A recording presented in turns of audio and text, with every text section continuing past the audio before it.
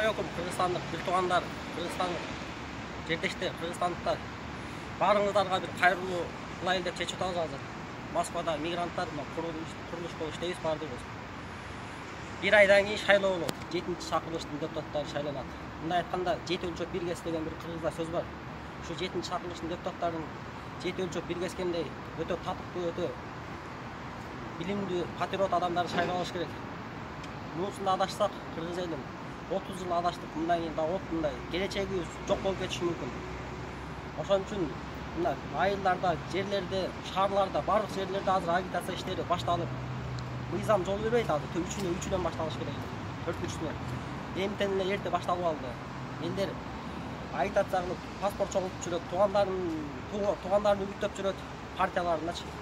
Бул туура эмес, мыйзамга да туура келбейт. Мыйзам ченинде 2-синен кийин башталыш керек. Мен айтайын дегеним, кече Кыргызстан партиясынын БШК каттоодон алып салды. Шайлоого катышпай турган. Бул чечимди туура кылды, өтө туура кылды.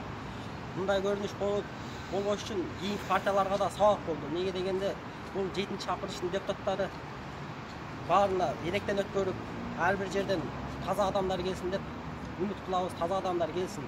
Кыргызстанды өнүктүрөбүз десек, ар бир адамдар, ар бириңиздер таза болсоңуздар, Кыргызстан коом тазарат, эл тазарат. Коошуңуздарды сатпаңыздар. Чубак ажын айтканы бар го, кече күнү айтты. Бир ай тирүүсүндө айтып кеткен бир шайлоо тууралуу айттылар. Союкуга кыздар саатына 1000 сом турат деп. Коошуңуздар 1000 сомду сиз өзүңүз союк адам сезесизби? Сиз коошуңузду сатпай, патриотторду колдоп бериңиз бул жолу. Ушунча жыл эме кылдыңыздар. 30 жылдан бери агитатор болдуңар, катыштылар. Келечек үчүн бир таза шайлоо өткөрүп бериңиздер, элим. Рахмат чоң. Таза шайлоо өткөзгүлөр. Бул болбойт.